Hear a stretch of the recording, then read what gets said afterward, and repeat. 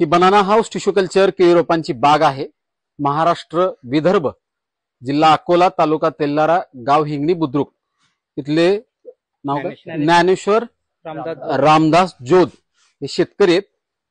एकूण रोपांची संख्या किती बसवली? 1600. अंतर किती ठेवलेलं? 5x5. आतापर्यंत किती टन माल एक्सपोर्टला हार्वेस्टिंग झालाय? जवळपास 9 ते 10 टन. आणि रेट काय मिळालाय? 18 रुपये. हायएस्ट वजन किती किलोचं बघितलं? हायेस्ट वजन 30 ते 35. आणि कमीत कमी 20 किलो.